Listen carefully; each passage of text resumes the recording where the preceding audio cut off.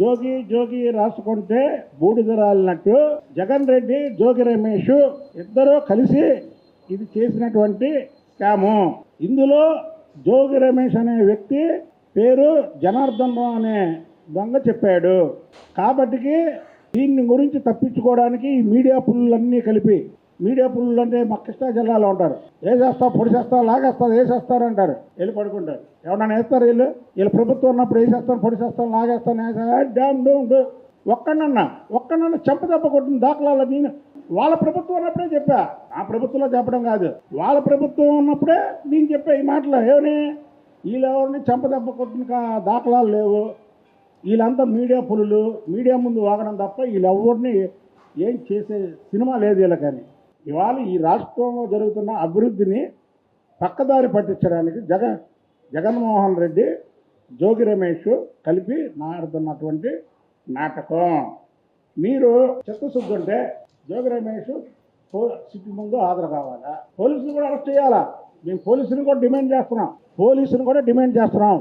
నేను ఎప్పుడైతే పోలీసుల్ని ఎవరైతే ఈ లిక్కర్ మద్యం అక్రమం కేసులో, కల్తీ మద్యం కేసులో అరెస్ట్ అయిన జనార్దన్ రావు జోగి రమేష్ పేరు చెప్పాడో, నిన్న పోలీసు వారిని కలిసినప్పుడు అసలు నిజంగా ఏమన్నా ముందు అదుపులోకి తీసుకోవాలి. మరి ఎందుకు తీసుకోలేదో అయితే మాకైతే అర్థం కాలేదు. కానీ తప్పకుండా తీసుకుంటాడు. ఆ తీసుకుంటారనే ముందు రెచ్చిపోతున్నాడు. ఏమని నన్ను ఇచ్చేయండి పేరు నానిలాగా అంటే, పేరు నాని మాట్లాడాడు కమన్నా, దమ్ముంటే నన్ను అరెస్ట్ చేయండి, అరెస్ట్ చేస్తావు నిన్ను, పేరు నాని కూడా చెప్తున్నావా, నిన్ను అరెస్ట్ చేస్తారా పోలీసులు, నీకు దమ్ముంటే ఒక మాట చెప్పు, నిజాయితీగా ఒప్పుకో.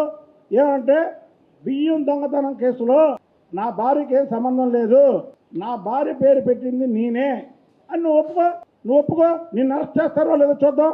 తప్పు చేయడం చంద్రబాబు గారిని ప్రమాణం చేయమన్నాం. ఏంటిది? ఈ కల్తీ మద్యం కేసులో జనార్దన్ రావు అనే ముద్దాయి జోగి రమేష్ పేరు చెప్పాడు. జోగి రమేష్ వెనకాతల జగన్మోహన్ రెడ్డి ఉన్నాడు, ఇంకెవరున్నారో అవి కూడా త్వరలోనే తేల్తాయి.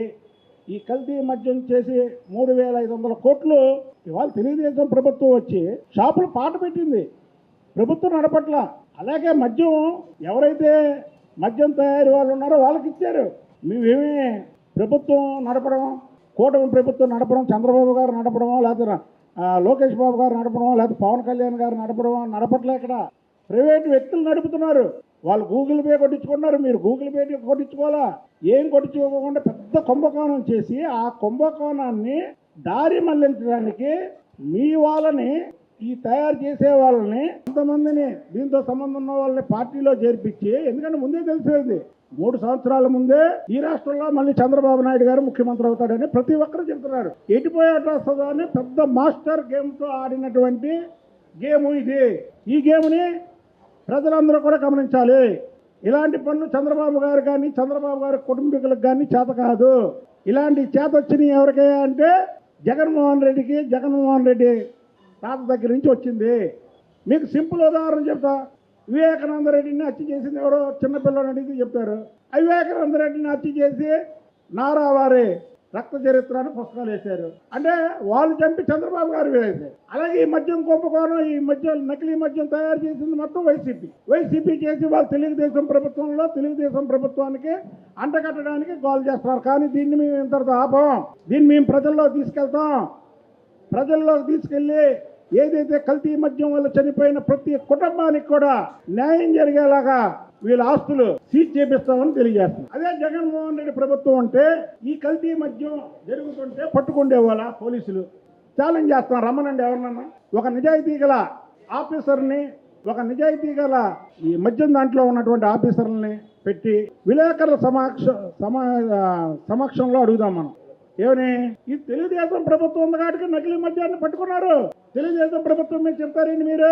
అదే జగన్మోహన్ రెడ్డి ప్రభుత్వంలో నకిలీ మద్యం ఏర్లై పారింది. ఎక్కడ పట్టుకున్నావు నువ్వు? అంటే నకిలీ మద్యాన్ని మీరు తయారు చేశారు కాబట్టి మీరు పట్టుకోవాలా? ఛాలెంజ్ చేస్తున్నా. ఇది రండి మీడియా ముందు మాట్లాడదాం. 1 to 1 చంద్రబాబు గారి చరిత్ర. చంద్రబాబు గారు ఎప్పటి నుంచి ఆయన పవర్లో ఉన్నాడు, ఆయన పవర్లో ఉన్నప్పుడు ఏమేం జరిగింది, మీరు పవర్లో ఉన్నప్పుడు ఏమేం జరిగింది, ఆయన పవర్లో ఉన్నప్పుడు పార్టీ వాళ్ళు తప్పు చేసిన ఆయన వెనకేసుకురాడు. ఉదాహరణకు పేర్లు చెప్పను, ఎమ్మెల్యేలుగా మంత్రులుగా ఉన్న వాళ్ళని సస్పెండ్ చేశాడు ఆయన. తెలుగుదేశం పార్టీలో. ఈ ఛాలెంజ్ ఒప్పుకుంటారా? నేను చేసే ఛాలెంజ్ ఒప్పుకుంటారా? తెలుగుదేశం ప్రభుత్వంలో పట్టుకున్నాం మేము, అదే మీరైతే పట్టుకుంటారా? పట్టుకోరు. ఎందుకంటే మీకు అన్నీ తెలుసు. చేసేది మీరే, చేయించేది మీరే, దీన్ని ఎదురు మనిషి మీద బురద జల్లేది మీరే, అంతా మీరే చేసేది. ఏంటి అంటే మీకు ఈ రాష్ట్రం నాశనం అయిపోవాలి. మీరు చంద్రబాబు గారు 2014 నుంచి 2019 వరకు ఈ రాష్ట్రాన్ని గాడిలో పెడితే మీరేం చేశారు? 2019 నుంచి 2024 వరకు పరిపాలించి రాష్ట్రాన్ని నాశనం చేశారు.